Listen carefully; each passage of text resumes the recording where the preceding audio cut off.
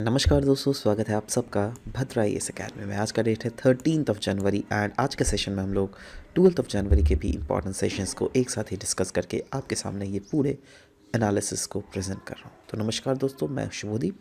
चलिए शुरुआत करते हैं। सबसे पहले हम लोग असम ट्रिब्यून का ये इंपॉर्टेंट आर्टिकल देखेंगे। यहाँ पे हम लोग बात करेंगे असम का चांगडुवी फेस्टिवल के रिलेटेड और 14th चांगडुवी फेस्टिवल को रिसेंटली असम के कामरूप डिस्ट्रिक्ट में कंडक्ट किया गया था। तो इसके बारे में ये कल्चर ऑफ असम के एस्पेक्ट में बहुत ही ज़्यादा इम्पॉर्टेंट है। असम में चांगडुवी फेस्टिवल यस, चांगडुवी फेस्टिवल हर साल एवरी ईयर 5 दिनों के लिए सेलिब्रेट किया जाता है, राइट। और ये न्यू ईयर्स ईव में ही जो असम का चांगडुवी लेक है ना, वहाँ पर सेलिब्रेट किया जाता है चांगडुवी लेक। इसलिए बहुत ज़्यादा इम्पॉर्टेंट है क्योंकि कहा जाता है 1897 में जो एक बहुत बड़ा अर्थक्वेक आया था ना नॉर्थ ईस्ट में, तो उसके समय ये बेसिकली चांगडुवी लेक का फॉर्मेशन हुआ था उसी समय। तो चांगडुवी चांगडुवी जो ये वर्ड है, ये वर्ड देखिए दो वर्ड का जुड़ा हुआ है, एक है चांद और एक है डूबी, राइट। नाउ खासी जो लैंग्वेज है ना, खासी लैंग्वेज में चांद का मतलब होता है 5 और डूबी का मतलब होता है सिंकिंग, राइट। वहाँ पे बेसिकली पहाड़, ये जो क्या बोलते हैं, अर्थक्वेक के आने के कारण जो है बेसिकली पहाड़ों में कुछ डिफॉर्मेशंस आए थे, सिंकिंग हुए थे। उसी के कारण कहा जाता है दैट बीच में एक बहुत बड़ा लेक का फॉर्मेशन हुआ था पहाड़ों के बीच में। सो इसीलिए इसको हम लोग चांगडुवी लेक कहते हैं। At the festival one can enjoy local culture. जी हाँ, ये फेस्टिवल, एक्सक्यूज मी गाइज, हाँ, ये फेस्टिवल अगर देख लीजिएगा ऐसे सेलिब्रेट किया जाता है। दैट इज़ फेस्टिवल में अगेन सेलिब्रेशन जो होती है बहुत बड़ी होती है, जहाँ पे लोकल कल्चर को तो आप उसका लुफ्त उठा ही सकते हो, बट साथ ही साथ एथनिक फूड्स, जो हैंडीक्राफ्टेड क्लोथ्स है, वो सब भी यहाँ पे बिकते हैं, आप खरीद भी सकते हो जाकर। तो कहीं ना कहीं वहाँ के कल्चर को ही तो रिप्रेजेंट करना हुआ। और यही नहीं, लेक में आप बोटिंग भी कर सकते हो, right. So these are the various features of it. In fact ये फेस्टिवल का अगर मेन गोल देख लीजिएगा, वो मेन गोल यही है दैट कैसे हमारा अपने रीजन में, असम में इको टूरिज्म को प्रमोट कर सके और प्रोटेक्ट कर सके ओवरऑल इस लेक को, जो क्या अपने पानी को धीरे धीरे लूज कर रहा है, राइट। इनफैक्ट इस फेस्टिवल को कहा जाता है दैट इस फेस्टिवल को मनाने का एक बहुत बड़ा रीज़न है दैट इस रीजन के आजू बाजू जो ट्राइबल कम्युनिटीज़ रहती है ना, जैसे राभास, गारोस और गोरखास, वो इस लेक को बहुत ही ज़्यादा प्रिजर्व करना चाहती है, राइट। और साथ ही साथ टी ट्राइब्स, जी हाँ दोस्तों, क्यों? क्योंकि अल्टीमेटली ये these are the tribal peoples who celebrate these festivals in and around this, right. तो फेस्टिवल के दौरान बहुत सारे एथनिक स्पोर्ट कॉम्पिटिशन्स सेलिब्रेट किए जाते हैं, जैसे बागबोल कॉम्पिटिशन, चांगलचारी कॉम्पिटिशन, कुती खेल, उसके बाद लेवाताना एक्सेट्रा। साथ ही साथ बहुत सारे ट्राइब फोक डांसेस भी यहाँ पे होते हैं, जैसे गारो के, Boro, Haspong, Bihu, Rabha and different other tribal folk dances भी हमें यहाँ पर देखने को मिलते हैं। नेक्स्ट हम लोग बात करेंगे बायो फोर्टिफाइड सीड्स के बारे में ना। ये न्यूज़ में क्या था, सबसे पहले तो देख लेते हैं कि न्यूज़ में ये था, इसलिए था क्योंकि Indian council of agriculture research ICAR ने around 142 bio fortified seed varieties को डेवलप किया है, जिसमें 125 तो वैरायटीज़ ऐसे हैं जो कि फील्ड क्रॉप्स के हैं और 18 वैरायटीज़ तो ऐसे हैं जो कि हॉर्टिकल्चर क्रॉप्स के हैं, राइट। नाउ ये जो वैरायटीज़ है ये कवर करता है रेंज ऑफ क्रॉप्स, जिसमें राइस, वीट, मेज, pearl millet, sweet potato and many more. Bio fortified varieties जो कि ICAR के द्वारा डेवलप किया जा रहा है, कहा जा रहा है दैट ये जो जो कन्वेंशनल वैरायटीज़ थे ना, उससे जो यील्ड प्रोवाइड करते हैं ये ज़्यादा बेटर करते हैं, और साथ ही साथ इसमें काफ़ी ज़्यादा माइक्रो न्यूट्रिएंट्स भी हमें देखने को मिलते हैं। क्योंकि क्या होता है ना, देखो जैसे अगर एक प्रोडक्ट है, एक प्रोडक्ट में आप क्या एक्सपेक्ट कर रहे हो, न्यूट्रिएंट ए और न्यूट्रिएंट बी को, राइट, बट आपको जो है न्यूट्रिएंट सी और न्यूट्रिएंट डी को भी घुसाना है, राइट। तो उसका बायोफोर्टिफिकेशन किया जाता है, जिससे बायोफोर्टिफिकेशन से क्या होता है दैट कोई भी पेड़ पौधा में आप ज़्यादा से ज़्यादा न्यूट्रिएंट के एप्लीकेशंस को इंक्लूड कर सकते हो, and that too at a lesser cost, right. क्योंकि सोचो आप अगर ये प्रोडक्ट खा रहे हो तो आपको तो विटामिन ए और विटामिन बी ही मिल रहा है ना, बट विटामिन सी और डी खाने के लिए आप दूसरे प्रोडक्ट को खा रहे हो। बट वही अगर सी डी को इसमें भी इंक्लूड कर दिया जाए, राइट, तो पहले आपको इसका कितना रुपया किलो खरीदना पड़ रहा था, 50 रुपये, शायद अभी आपको 60 रुपये हो जाएंगे, राइट। बट 60 रुपये में तो आप थोड़ा पैसा ना बढ़ेगा, बट ज़्यादा से ज़्यादा न्यूट्रिएंट आपके शरीर में घुस रहा है, क्या नहीं। बट वहीं पर अगर आप ए बी को अलग से खरीदो, सी डी को अलग से खरीदो, तो इसमें 50 रुपये, इसमें 50 रुपये, 100 रुपये लग जा रहा है। तो 100 रुपये सस्ता हुआ या 60 रुपये सस्ता हुआ, बताओ, है ना। 60 रुपये सस्ता हुआ ना, इसीलिए तो बोला जा रहा है ना दैट कॉस्ट भी कटिंग होता है और साथ ही साथ आपको न्यूट्रिशनल कंटेंट भी ज़्यादा से ज़्यादा मिलने का प्रोबेबिलिटी होता है, राइट। नेक्स्ट, इंडिया का पहला high resolution landslide susceptibility map के बारे में न्यूज़ है, बेसिकली क्योंकि आईआईटी दिल्ली का जो हाइड्रोसेंस लैब है, इन्होंने क्रिएट किया इंडिया का पहला high resolution landslide susceptibility map. तो सवाल होता है लैंडस्लाइड ससेप्टेबिलिटी मैपिंग होता क्या है। देखो नाम से ही पता चल रहा है दैट वैसे रीजन ऑफ इंडिया जो लैंडस्लाइड से ज़्यादा ससेप्टेबल है उनको मैपिंग किया गया है, राइट।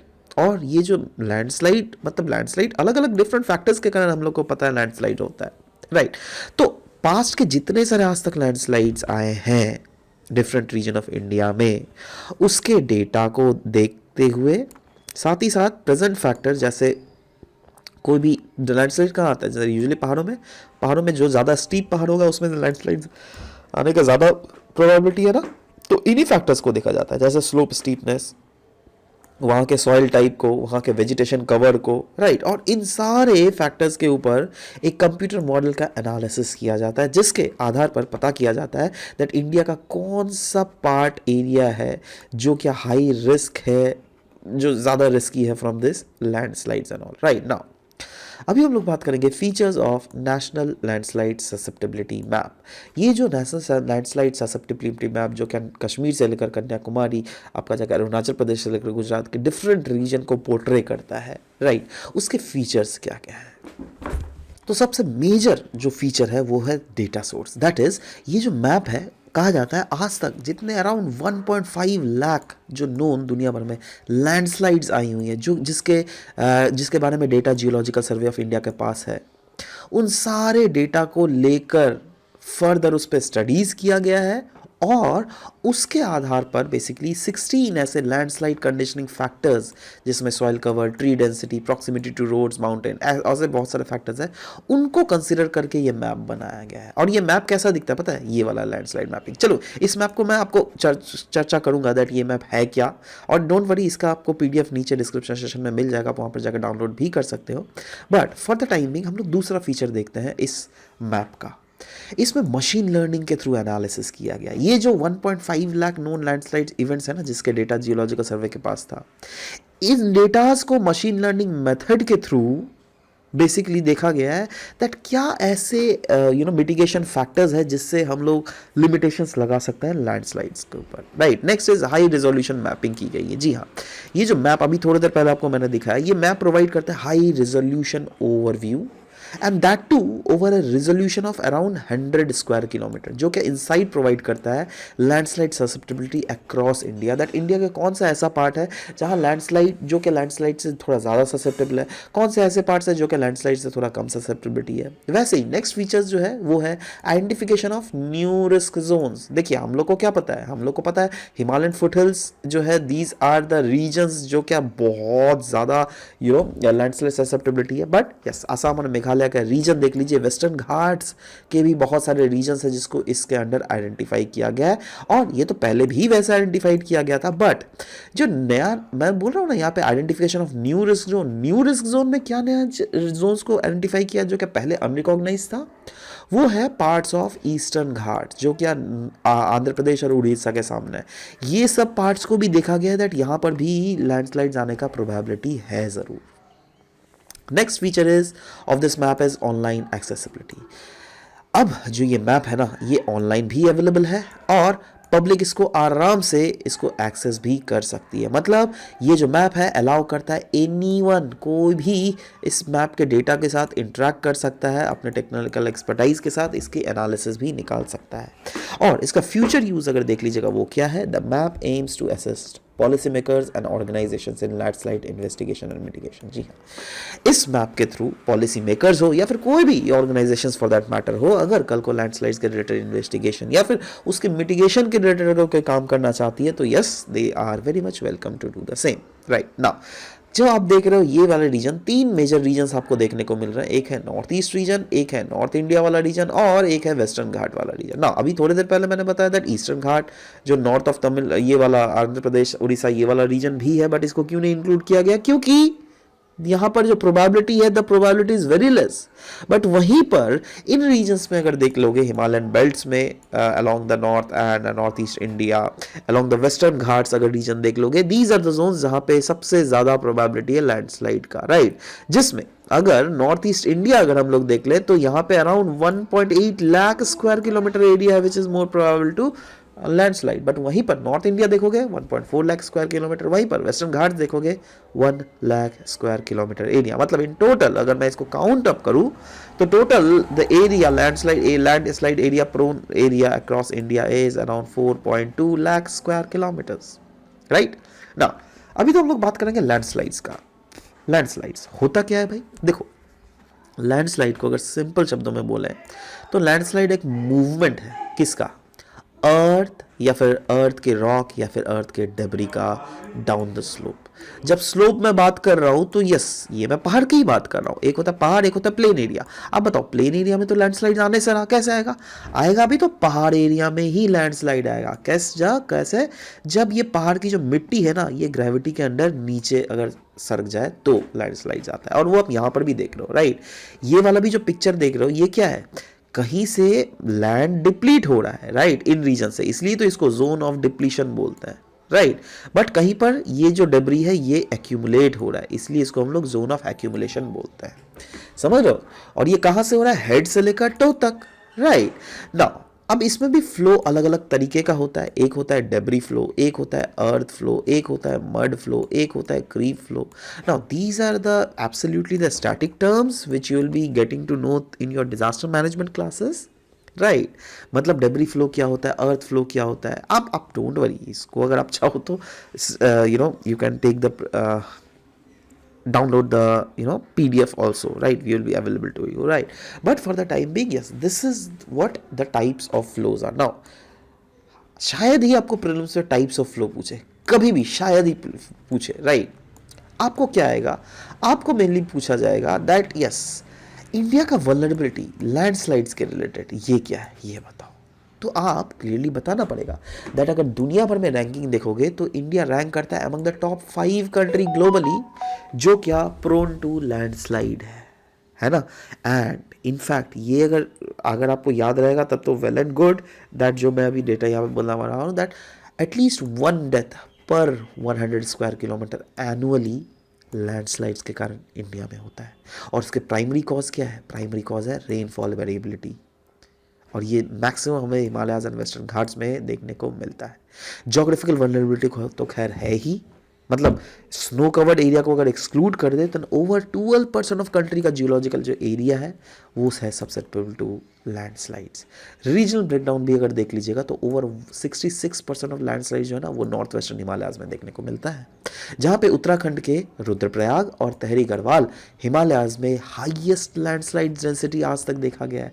अबाउट 19% जो है लैंडस्लाइड्स वो रिपोर्ट किया जाता है from north eastern Himalayas, and western Ghat जो है अराउंड जितने भी लैंडस्लाइड्स होते हैं उसके 14% ऑफ लैंडस्लाइड्स को कंट्रीब्यूट करता हुआ हमें देखने को मिलता है। अच्छा, अगर इम्पैक्ट बोले वेस्टर्न घाट का तो यस, ये भी एक वन ऑफ द रीजन है that despite fewer occurrences that occurs in western Ghat, but still landslide जो है ना वेस्टर्न घाट में वो सिग्निफिकेंट रिस्क पोजेस करती है, स्पेसिफिकली इन केरला, जिसके कारण ये रीजन जो है थोड़ा ज़्यादा वल्नरेबल है। नाउ सवाल होता है रीजंस क्या क्या है लैंडस्लाइड्स के। सबसे पहला तो रीज़न है हैवी रेनफॉल, क्योंकि एक्सेसिव रेनफॉल के कारण वहाँ का सॉइल सैचुरेट हो जाता है विथ वाटर, और उसके कारण जो है उसका वेट जो है वो थोड़ा बढ़ जाता है, और अगर स्लोप में अगर वेट बढ़ जाएगा तो वो slope it tends to come down in the form of landslide.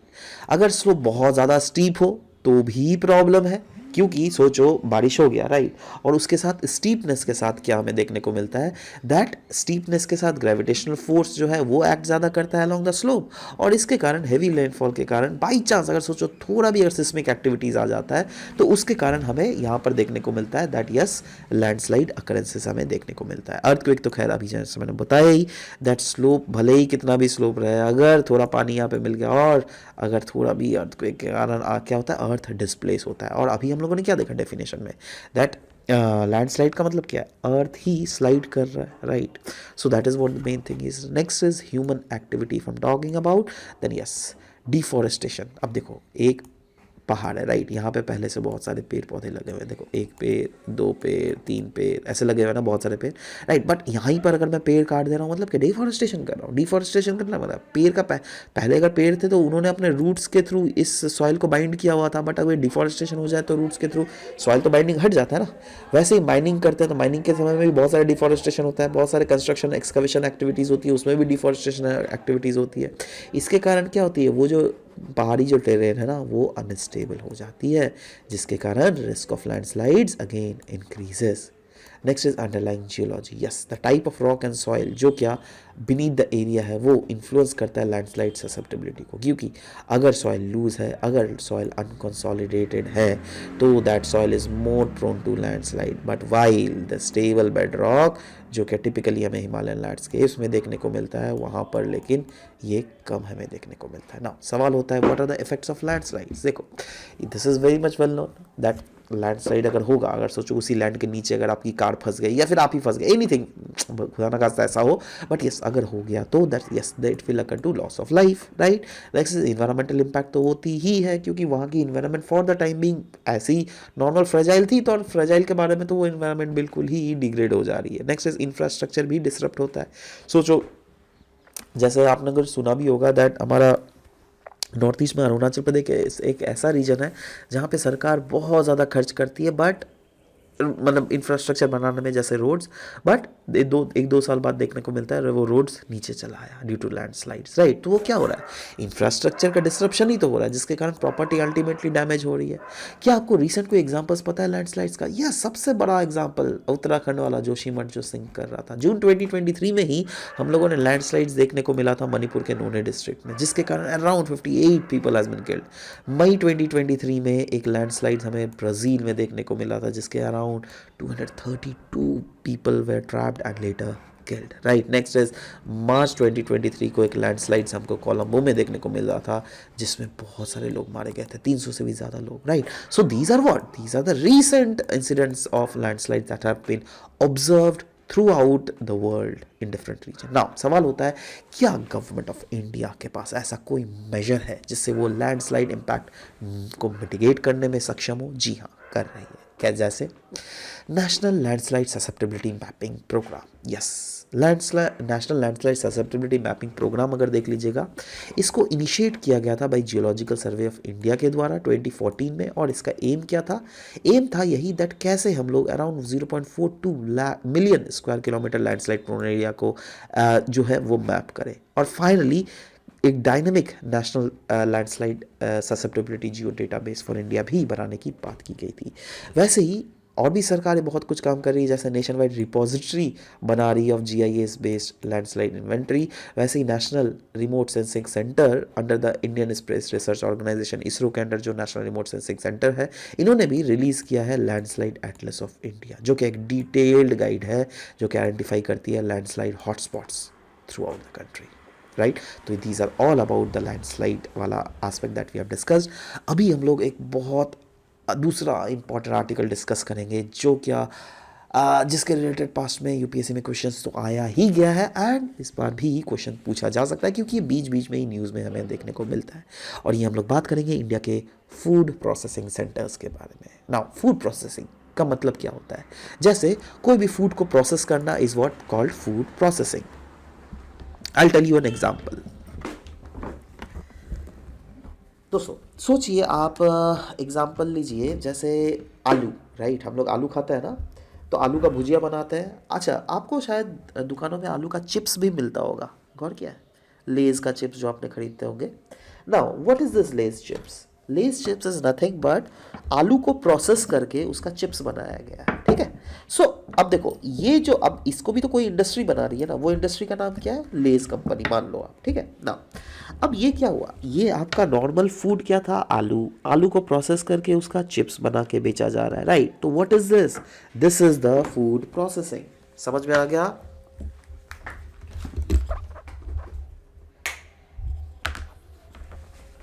चलो दोस्तों, अगर इसको आप ऐसे नहीं समझ पा रहे हो ना, आप मेरे को, मैं दूसरा एक एग्जांपल ले रहा हूँ। आप सोचो बहुत समय आप मिर्च तो खाए होंगे, मिर्चाई, jolokia, right. So whenever you eat jolokia और whenever you eat chillies, right, so that is available at 10 rupees, probably 10 rupees में कुछ 100-150 ग्राम मिलता है, राइट। नाउ अगर 1 किलो कितना को मिला, मैं मान के चल रहा हूँ, चलो 80 रुपये में आपको 1 किलो मिल गया, किसी ने आपको दे दिया 80 रुपये में, चलो ठीक है। अच्छा, ये 80 रुपये में 1 किलो मिर्चाई, और 80 रुपये में अगर उसी मिर्चाई का अगर आप अचार बना के बेचते हो तो आपको कितना रुपए मिल सकता है, 80 रुपये मिलेगा क्या, नहीं ना। कितना मिलेगा आपको, मिनिमम 1000 रुपये के तो आसपास तक मिल सकता है। क्यों, क्योंकि आपने उसको प्रोसेस करके मार्केट में बेच रहे हो। समझ रहे हो मेरा बात, मैं क्या यहाँ पे बोलना चाह रहा हूँ, राइट। सो अगर उसी को कहते हैं फूड प्रोसेसिंग सेक्टर। नाउ इस आर्टिकल ऑफ इकोनॉमिक टाइम्स में फोकस किया गया था इंडिया के फूड प्रोसेसिंग सेक्टर्स एंड इसके एक्सपोर्ट को। बोला जा रहा है इंडिया का जो प्रोसेस्ड फूड एक्सपोर्ट है, इसने विटनेस किया है remarkable 150% growth over the past 9 years। So how this has been achieve. Now अब यही हम लोग बात करेंगे that significant achievements of India का फूड प्रोसेसिंग सेक्टर। नाउ सबसे पहला है investment in processed food sectors. India का फूड प्रोसेसिंग सेक्टर जो है ये इमर्ज किया है एज अ सनराइज सेक्टर, और इसमें हम अट्रैक्टिव एफडीआई इन्वेस्टमेंट भी देखने को मिल रहा है of around ₹50,000 crore in the past 9 years। हमें ये देखने को मिला है। एग्रीकल्चर एक्सपोर्ट्स की अगर बात करें, यस, इंडिया का agriculture export has reached an aggregate of around $53 billion during this period. मतलब इसी दौरान इतना जो पैसा है, इतना पैसा का हम लोग एक्सपोर्ट भी कर रहे हैं। जोग्राफिकल इंडिकेशन की अगर बात करें, यस, इंडिया ने अराउंड 158 फूड और एग्रीकल्चर जोग्राफिकल इंडिकेटर्स है, जिसके तहत क्या दर्शाया जाता है दैट इंडिया में ऐसे बहुत सारे यूनिक जोग्राफिकल रीजन्स है, ऐसे बहुत सारे यूनिक और रीजनल स्पेसिफिक फूड है, फूड प्रोडक्ट है जो क्या कोई पर्टिकुलर रीजन से ही देखने को मिलती है, राइट। जैसे नागपुर ऑरेंज सिर्फ नागपुर में ही देखने को मिलेगा, राइट। वैसे ही काजी नेमू, राइट, वो कहाँ से, आसाम से है, राइट। तो ऐसे मैं यही तो बोल रहा हूँ ना दैट डिफरेंट फूड प्रोडक्ट्स का अलग अलग आपको उसको जो प्रोसेस करके जो माल बेचा जाता है बाजार में, that is what is called हमारा फूड प्रोसेसिंग सेक्टर। और yes, undoubtedly food processing sectors में हम लोगों ने बहुत आगे भी देखने को मिला है। रिसेंटली गवर्नमेंट के स्कीम्स आप लोगों ने सुना होगा, 1 डिस्ट्रिक्ट 1 प्रोडक्ट स्कीम को रिलेटेड। उसके तहत भी क्या है, हर एक डिस्ट्रिक्ट से जो, अगर सोचो यहाँ पे रेलवे स्टेशन है और यहाँ से अगर रेलवेज गुजर रही है, तो आप रेलवे स्टेशन में देखोगे कुछ कुछ कियोस्क बने हुए रहते हैं। वो कियोस्क में आप देखना हेडिंग में लिखा होगा 1 डिस्ट्रिक्ट 1 प्रोडक्ट, और वहाँ पर भी आप देखोगे कुछ फूड प्रोडक्ट्स भी मिलेंगे। और वो कियोस्क इसलिए बना हुआ रहता है ना दैट उस डिस्ट्रिक्ट में वो क्या कौन सा फूड प्रोडक्ट बन रहा है वही वहाँ पे सिर्फ बिके, राइट। तो वही बोल रहा है 708 unique food items have been identified across various district, जो क्या प्रोमोट करती है लोकल स्पेशलिटीज़ को। ग्लोबल डिमांड अगर देख लीजिएगा इंडिया के फूड्स का, yes, there is burgeoning demand for India's food globally. Potential अगर देख लीजिएगा तो यस, इंडिया का फूड प्रोसेसिंग मार्केट जो है वो एस्टिमेट किया जा रहा है that has reached around 535 billion. ये रीच कर सकता है आने वाले समय में, और आने वाले समय भी क्या 2 साल पीछे ही, मतलब 2 साल में नहीं, 1 साल ही है और 2025 होने में, राइट। सो यस, इतना है, right. So what are the challenges जो कि फेस किया जा रहा है बाई फूड प्रोसेसिंग इंडस्ट्रीज। सबसे पहला चैलेंज जो है ये गैप्स जो कि सप्लाई चेन इंफ्रास्ट्रक्चर में देखने को मिल रहा है। जैसे प्राइमरी प्रोसेसिंग यूनिट्स कम है, स्टोरेज यूनिट्स कम है, डिस्ट्रीब्यूशन फैसिलिटीज़ कम है। अगर ये सब है भी कहीं पे थोड़ा मोड़ा, तो ये सप्लाई चेन जो है ये काफ़ी ज़्यादा फ्रैगमेंटेड है ना। दैट इज़ अगर एक रीजन से अगर आप दूसरे रीजन भेजोगे तो यस, मतलब आपके इंटरमीडिएशंस, डायरेक्ट लिंकेजेस की कम है। आपको यहाँ से यहाँ भेजना पड़ेगा, यहाँ से यहाँ, अब यहाँ से यहाँ भेजोगे तो ये लोग भी तो पैसा खाएगा, ये भी तो पैसा खाएगा, राइट। तो ये क्या हो रहा है, मिडिल मैन हमें देखने को मिल रहा है, राइट। तो डायरेक्ट जो फार्मर्स और प्रोसेसिंग कंपनीज के बीच का लिंक वो हमें बहुत कम देखने को मिल रहा है, और इसीलिए थर्ड पॉइंट बोला गया है इंफ्रास्ट्रक्चर बॉटलनेक। क्योंकि कोल्ड स्टोरेज फैसिलिटीज़ ही नहीं, अगर आप यहाँ से यहाँ माल को भेज भी रहे हो तो कोल्ड स्टोरेज फैसिलिटीज़ के थ्रू ही ना भेजना पड़ेगा, अदरवाइज ये तो पेरिशेबल प्रोडक्ट्स होता है ना, ज़्यादातर वो ख़राब हो जाएंगे, राइट। तो उसके लिए क्या रेफ्रिजरेशन फैसिलिटीज़ होनी चाहिए, टेस्टिंग लेबॉर्ट्रीज़ होनी चाहिए, ये सब की ही तो कमी है, जिसके कारण ऑलमोस्ट 30 to 40% फूड प्रोडक्ट जो है इस टाइप से ट्रांसपोर्टेशन में ही बर्बाद हो जाता है। नाउ सवाल होता है क्या क्या मेजर्स लिए गए बाय द गवर्नमेंट जिससे गवर्नमेंट प्रमोट कर सके growth of this FPI, food processing industries. तो सबसे पहला जो स्टेप है वो है प्रधानमंत्री किसान संपदा योजना। यस, प्रधानमंत्री किसान संपदा योजना की अगर बात करें, इसका एम ही है दैट कैसे मॉडर्नाइज किया जा सके और अपग्रेड किया जा सके हमारे देश के फूड प्रोसेसिंग सेक्टर्स को। Next is national cold chain grid NCCG, जिसको लॉन्च किया by ministry of food processing industries, और इसका एम था दैट कैसे एक सीमलेस नेटवर्क हमारे देश में तैयार किया जाए ऑफ कोल्ड स्टोरेज फैसिलिटीज। वैसे ही है next, that is scheme for creation of backward and forward linkages, right. Now ये किस लिए? For the perishable and horticulture and non horticulture produce by plugging the gap in the supply chain in terms of availability of raw material and linkage with in the market. मतलब that ultimately एक backward, जैसे से for example आप बना रहे हो, right, तो आप अगर कमर्शियल प्रोडक्शन कर रहे हो तो आपको बैकवर्ड लिंकेजेस भी चाहिए, क्योंकि बैकवर्ड लिंकेजेस में आपको सीड्स चाहिए, आपको फर्टिलाइजर चाहिए, ये सब है, राइट। बट अगर आप बाहर में बेच रहे हो, राइट, तो उसके लिए भी आपको लिंकेजेस चाहिए, दैट यहाँ से यहाँ कैसे जाएगा। यही आपको मैं क्यों एग्जांपल ले रहा हूँ, मैं एक इंडस्ट्री का एग्जांपल ले रहा हूँ। सोचो एक फूड प्रोसेसिंग इंडस्ट्री है, राइट, तो उसके लिए बैकवर्ड लिंकेजेस कौन है? आप, क्योंकि आप फार्मर हो, आप उसको भेजोगे, राइट। उसके लिए फॉरवर्ड लिंकेजेस क्या है? ये दुकान, राइट, क्योंकि अल्टीमेटली वो प्रोडक्ट कस्टमर तक ही तो बेचेगा ना। तो वही जो बोला है, scheme for creation of backward and forward linkages. अब देख लीजिएगा, अगर बैकवर्ड एंड लिंकेजेस देख लीजिए, horticulture and non horticulture produce के लिए जो है अलग अलग के लिए अलग अलग टाइप का चाहिए, जिसमें हमें गैप्स देखने को मिल रहा है, राइट। वैसे ही है national agriculture market, that is जिसको हम लोग ई नैम भी बोलते हैं। ई नैम एक प्लेटफॉर्म है जो कि pan India electronic trading portal है एग्रीकल्चर कमोडिटीज़ के लिए। ये प्रोवाइड करता है common platform buyers as well as sellers के लिए, दैट बायर्स और सेलर्स एक ही प्लेटफॉर्म में आके ट्रेड कर सकते हैं एग्रीकल्चर प्रोडक्ट्स का, जिसमें फ्रूट्स एंड वेजिटेबल्स हो सकता है। Next is transformative approach needed for sustainable development of FPI. Transformative approaches में क्या क्या आता है? एक तो है dedicated food park, next is assured MSPs and contract farming, modernise certification system, skill development and initiatives and incentivise export focused value addition.